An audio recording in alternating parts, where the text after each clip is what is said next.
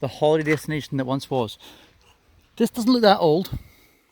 Probably circa, I'm guessing, maximum 80s, wouldn't even be 70s, but most likely 90s. And yet, within a short space of time, boom, all shut down. Look at the polystyrene cast rendering. Or styrofoam. So yeah, not that old. Makes you think, what made this place die? Was it like everything else in Eastern Europe, where it's just kids moving overseas to make money?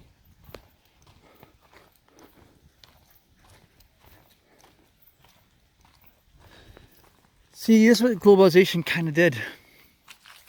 People stopped spending, like let's say a kid goes over to America to make money. I've lived in America. It's not better, all right? But you can, if you're drawn by the illusion that you, oh look, I've got a new Mustang, I've got a new this, that, and your fancy house and all that sort of stuff. It's not, this is living beyond your means usually. Yeah, you make more money, but yeah, you're living in more debt. You don't own what most people don't own everything they have. And the second they do, they go straight back into debt again. But they don't say, right, I've made money, I think I'll go back home again. That's what you should do. If globalization was working properly, that's what you should do. Go over there for a while, help them out with something, bring your skills. Your skills also get expanded. Then you bring it back home. That's why Africa's such a mess as well. All the only brains there are leaving. You know, they don't come back. It's happening in Europe now as well. That's probably what the old babas and everything resent. I might join this onto that other video I just did. Oh, look, see a trout down there? Quite a few. It's a rainbow trout.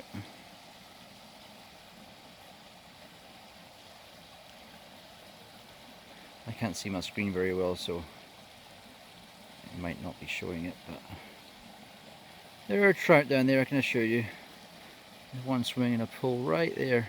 It's only about a 2-pounder or something. Anyway, yeah.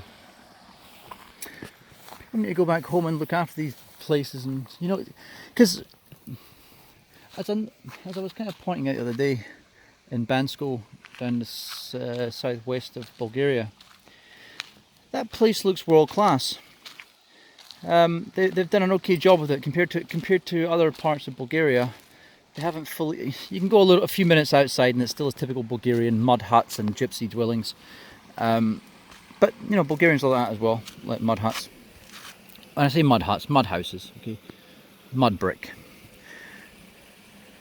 If you just took some Austrian, let's say you took it back to nature, and you chuck in a bunch of Austrians, it would look like Austria within a few months, or Switzerland, right? Or a few years.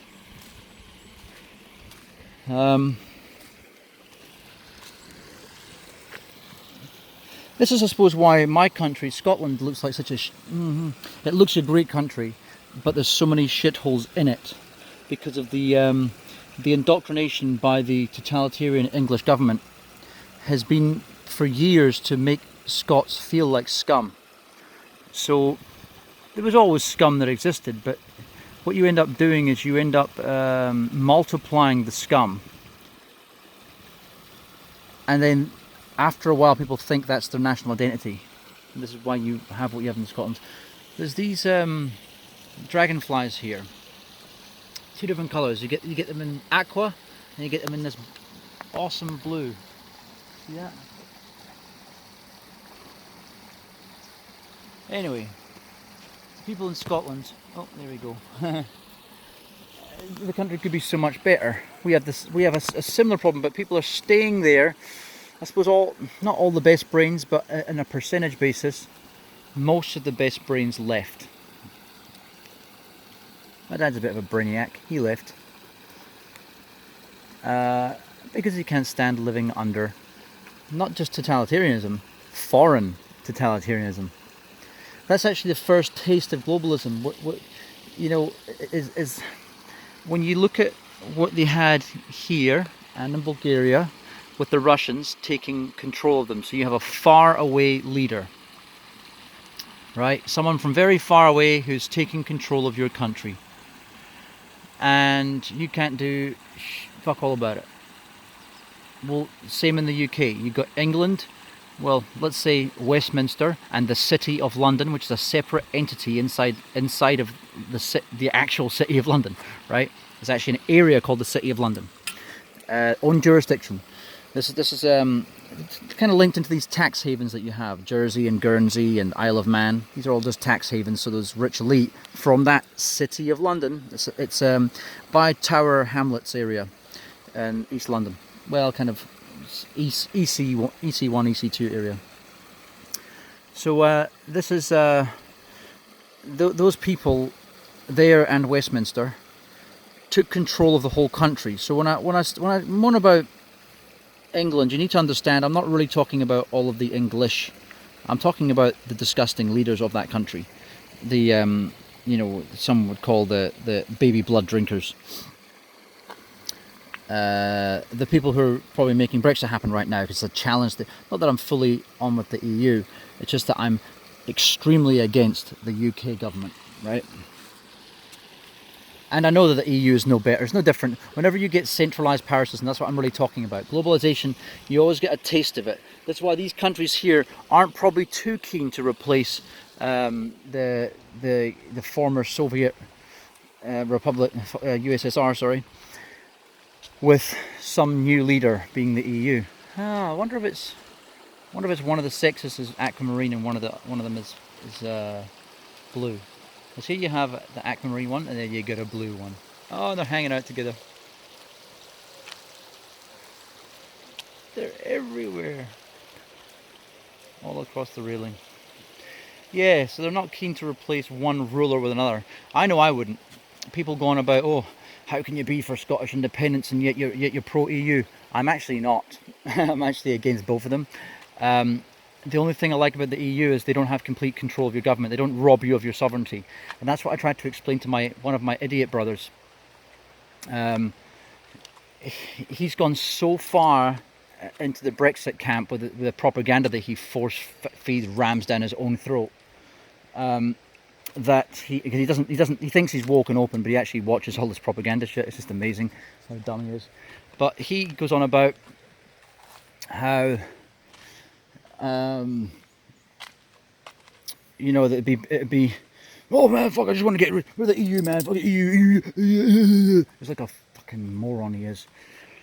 And he said to me the other day that he said it was more important not to get out of Brexit than it would be to get out of the UK. I couldn't believe he said that to me. So the difference is, no matter what you think about the EU, it's our idiot sovereign leaders' fault when they take EU funding, because the EU gets control by wealth debt, the same as the US, but it's kind of different. The US enforces debt upon people, like for example, they'll bomb a country and then say, we liberated you, you owe us. They'll bomb a country, then steal their oil. That's not. Britain kind of does that as well, or used to do that more than it does now, because it doesn't have the power. Not that it doesn't want to anymore. It doesn't have the power to. It's too much. It's the emperor's new clothes fell off, or so he thought, and everyone just saw. Well, he saw what we all saw all along, basically, and that is that England's a puny little nation, and the only reason that it was able to control countries like India was complete illusion. It was it's psychology, isn't it? So my brother thought that it would be more important to get rid of the EU, and I said, look, the EU doesn't take our resources. If we're part of a single market, as long as we don't take their funding and get in debt to the European Central Bank, well, the only thing we have then is free travel and free trade. As far as complying with all these rules, that's complete horseshit, because the only countries that comply with EU rules are those countries that are trying to use EU rules like propaganda. So I'll give you an example of cigarettes. You can't smoke in a bar in the UK. You can't smoke in a bar all across Europe, actually, because of EU rules. But what really happens if you bend those rules? Who's going to enforce them? Is some European super cop going to come in and do something? No, they don't exist. So the whole thing about, do you want to go down there, wee man? The whole thing about, I'll show you on the other side. The whole thing about these EU rules in the first place is that they're not really enforceable as such. They're kind of like a guideline. Reason being is because the centre, or the heart of the EU, which is Germany, and in Austria, and in Italy, I've smoked in many bars, and I'm not talking about ones with removable sides. That's how they get around the law in New Zealand, for example. They make the sides removable so that effectively it's a gazebo or something like that.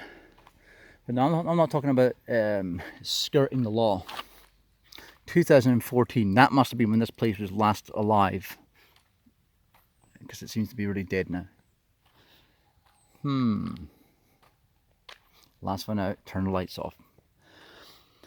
Yeah, so that's propaganda used against, it's just one totalitarian control machine against another control mechanism, unelected control mechanism. And here's the thing, isn't it amazing that the illusion of democracy, like you have in England with the even, it's a total illusion because you have the first past the post system, which by definition is not democratic.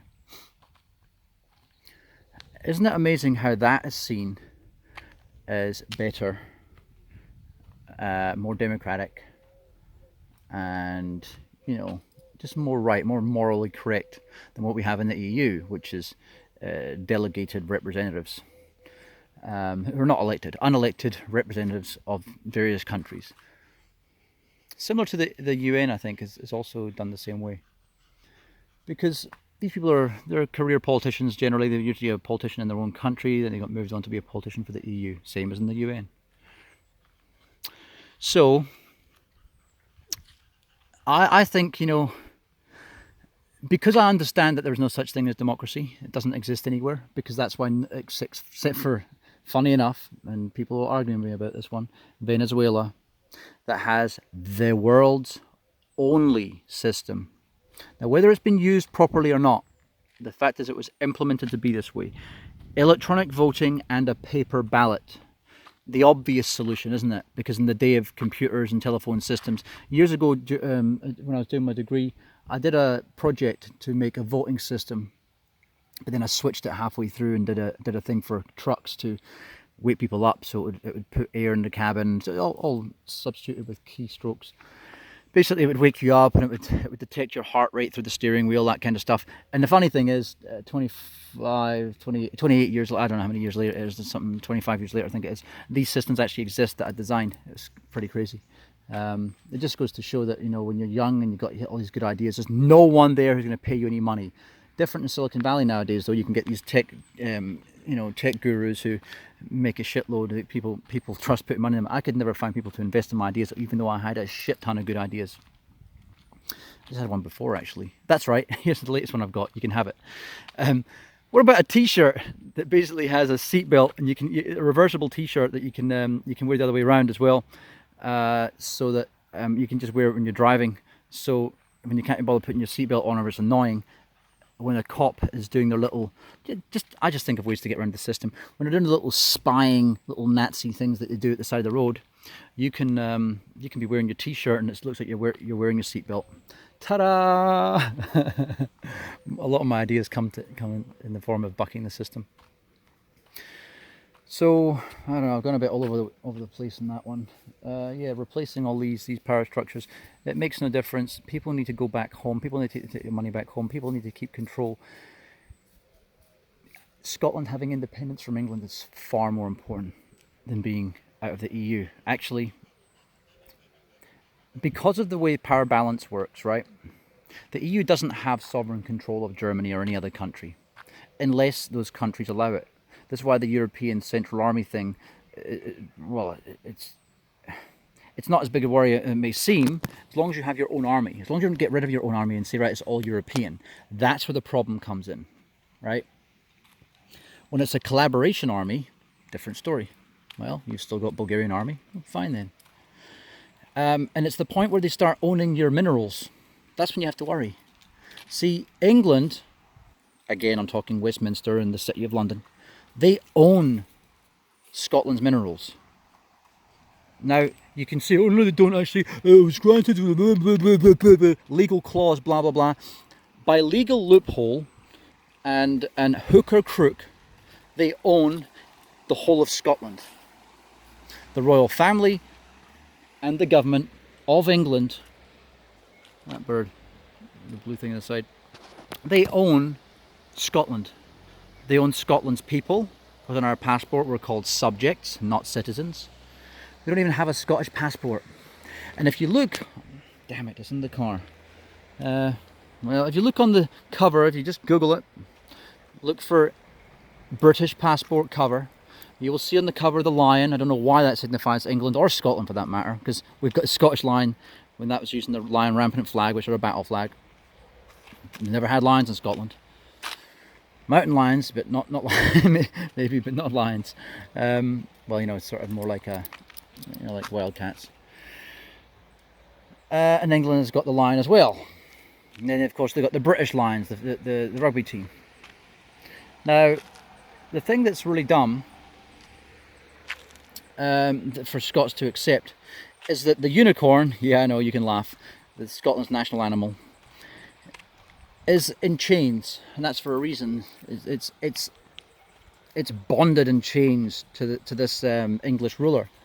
Wales, even though they're older than the country of England, it only dates back to about 1066. Even though that's the case, Wales is far older, have their own language. By the way, English does not come from England, it comes from Britain, the whole island and the islands around. It's a mixture of languages. There's actually different forms of English as well, and only two are kind of surviving today. So what they speak in Cornwall, for example, Curnow, is a leftover of one of the other English dialects. Anyway, the reason it's called English is to spread the word England. It's all propaganda. You got to understand how long propaganda's been around for. So you don't want to go invading other countries and what's the word, when you are colonizing other countries and then saying, oh yeah, which language is British, where are you from? Britain. Because they don't want that. They want it to be England. The term Britain is only really for internal use, right? It's for external use, but it's for an internal use, yeah. Because if they could get away in the Olympics of saying an Englishman just won the tennis with Andy Murray, they would. But they know they can't get away with it internally, so you have to call him British. When he loses and you want to eject ownership of him, you get to call him Scottish. But again, that's for internal thing. You would rather just say, oh, hard lines, and just don't say anything. The guy with the funny accent lost, right? So everything's about propaganda, even the spreading of the language that's older than them. Of course, Gaelic is spoken in Scotland as well, but not a lot of people understand it wasn't spoken all over Scotland. The Highlands and Islands, most of the East Coast didn't speak Gaelic. Whereas all of Ireland spoke Gaelic, and all of Wales spoke Welsh Gaelic. But yeah, only, I suppose from a population wise, you're probably looking only about a quarter of Scotland spoke Gaelic, we pronounce it differently. Again, all propaganda, all designed because at the end of the day, the royal family have and always will see Britain as England. And that is what you're contending with. The rape and plunder of resources, well, let's take the two different sides. I'm going to relate that to back here, by the way. Say an independent Scotland is in the EU, right? It trades, it gets money for its trade. It doesn't have to accept money, and we can stay on top of our politicians. But basically, it can trade, and get money for everything that it trades away.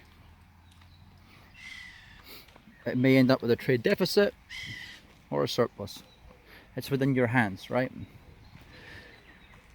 Now take the situation with Scotland and England. Well, we supply around 70% of their power. Now, I think it could be more than that, and people argue that it could be less than that. Now, I understand that there are different stats here and there, right? So just let me get that one out of the way. Look at it logically. How many gas fields are in England? How many oil fields are in England? Except for those that Tony Blair stole on behalf of England. Why would he do that? Why would he move the maritime border to fit in the few lowest oil fields in Scotland? And why are they plundering the oil starting from the fields at the top of Scotland and making their way down? Do you think that's an accident? No, it's not. It's depleting our resources in case in the future we split away, which is inevitable, because what they'll be thinking to themselves is, how fucking stupid are these people? Oh no, it's going to happen this time. It didn't happen. These people are absolute monkey stupid. Well, not completely monkey stupid. It's only about 50% of them. It's probably only around about 30 to 40% really. But if you take that amount, you can make it seem like you can call it the silent majority. Then you start fiddling with things and you say, oh, the reason it's a silent majority, that's why they just silent this majority. Yeah, you surely are. So what you do is you apply propaganda, and you apply voter fraud, and you apply all these things to the situation, and what you end up getting is rigged elections, and what we have in Scotland today, which is still being the country in the world that chose against its own independence. Who the hell would do that? Nobody would do that, right? Not even the moronic half of Scotland, less than half of Scotland.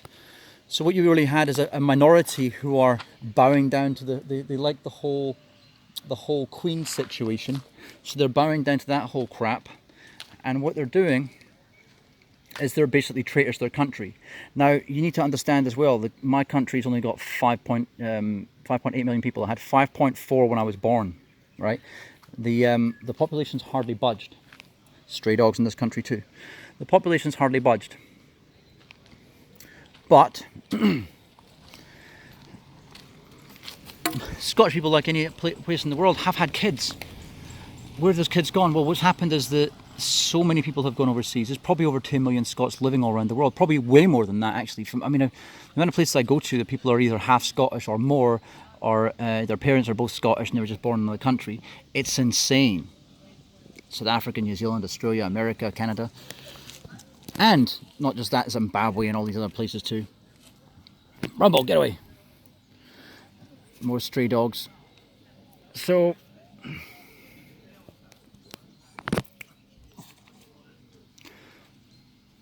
I just don't want to get ticks and fleas and stuff. Mind, they look pretty clean, these ones here, compared to most stray dogs in Bulgaria. Anyway, yeah. So, those were... Where's he going? See, Rumble's so good. He never attacks. When a dog's smaller than him, he'll never bite it back, even though he can fuck that one up. He's so good. He always just push the other cheek. But if they go a bit overboard in it, then he'll fuck him up. But he doesn't go too hard. He just gives him a bit of a growl and puts him in a place. Anyway, yeah. So, getting me off track here. Yeah, no one would ever vote against their independence. Now, it could eventually happen in fairness. Let's say, for example, England don't have to rig it. If they continue to alienate people like me who don't want to live in Scotland, and that keeps happening, and everyone with a brain ends up leaving, and it's only just morons left, then of course you can get a situation where you could actually afford to have a democratic election, and it would go your way, right? Same as if you indoctrinate people with lies, and people suck up those lies like we did for years watching BBC. You know, we're a captive audience of BBC. First of all, 1 channel, then 2 channels, then 3. Just like New Zealand had. Captive audience, TVNZ1, then eventually TVNZ2. You had a captive audience. You could feed them any old shit and they'll believe it. So, you know, if you do that, then you can afford to have democracy. And this is why democracy is bullshit. Because democracy only works if you have access to all the information If everyone has access to all information and all education, and that's why you have to have a little bit of socialism too, or the ability to make money fairly easily by applying work, not looking for work, applying work. So if you have the will to work and you just can't find anything, well, that's not really the freedom to earn, is it? That's the problem you have in a lot of Eastern Europe. You're willing to work, you can't, right? I'm talking about the ability to just apply work to anything, given the fact that all these natural resources are all around us, but a lot of times they're just kept by governments, so we can't have access to them. We can't work that land. We can't, that land that no one's using, that's just been used for nothing, you can't just go build a house in it. Something I actually wanted to bring up before. Around here was a lot of unfinished houses. In Bulgaria, a lot of these mafia places went up, and they just sold them off plan, and I think, and then the places ends up like a shell. But no one comes to finish it. You know, I seen one here just as I was coming into this little town here, and I thought, I want to know the story, the backstory of these, because I bet you most of them are about bureaucracy of government. And if you take the waste that happens from these government organisations that stop building happening, then you understand how the government are actually responsible for a lot of the ecological and the environmental disasters we see are because of governments not allowing things to happen, not allowing building to happen, not allowing putting conditions in place to favour companies that use oil instead of years ago, back in the late 1800s and the early 1900s, alternate like steam power and all these sort of things were. They had to make way for fuel because the Rockefellers, right? These conditions and rules existed to favour things that fucked our planet up. Now you tell me that we need regulation. You tell me that we would not be better off just without any of them, and have, let's say if we didn't have the law either, where someone screws up. Let's say someone's polluting something locally. Where are you from? Oh, I'm from Sofia, and you're, well, let's put in this terms of the States. I'm from Los Angeles, but you're messing up our river here in the Hudson in New York. Well, how the fuck can you get away with that? And people band around and they start, right, anyone who works at that company here, we're going to fuck them up, right? Oh, it's mob rule, Craig. It works. You have, if people are in control, have autonomy of the area they live in, people don't shit in their backyards. This is why centralization fails, right? So as long as the EU doesn't have centralized, it doesn't have centralized control over my country, I'm happier with the EU than I am with the UK. The difference is Westminster has centralised control of all of the north of England, and they don't care about the north of England. They don't care about the west of England. They don't care about Cornwall Coast. They don't care about any of that area, even though it's beautiful. They don't care about Northern Ireland. They sure as shit don't care about Northern Ireland. They definitely don't care about Scotland either. They care about Scotland resources because it's very energy rich and it also supplies. Well, there's a reason why they're trying to frack in Scotland. They're trying to take away our water supply because they have just enough water to feed themselves. But that won't last. So they don't want to be relying on us for energy and water and food. So what do? Well, you poison the water supply in Scotland. That's the whole idea. And that's what they're doing. So this is why we need to get rid of English control in Scotland. But beyond that as well, it will allow the English people to see what fuck-ups their government are. You know, because they'll wait, by the time they wake up, like Margaret Thatcher was a fuck-up of her Prime Minister. I can't stand it when people think that she was good. She propped up her campaign by stealing our energy, right? By stealing our oil. And then also waging a war against, what's it called? Argentina. People don't get that because of the... If I'm living in a household and I'm stealing my neighbour's money, right? It's only a matter of time. I'm feeding my kids. Oh, look, my dad's a real good provider. It's only a matter of time before the neighbour finds out and then wants to kick the shit out of me and then take back what I've stolen off him and blah, blah, blah, blah. Well, this is the kind of situation that we've got, although Scotland will never take back what England stole, and that's not going to happen. But you are going to have to... I'll frame that story another way. Let's say, for example, I start living large and I buy a bigger house because I'm stealing my money from my neighbour's wallet, right?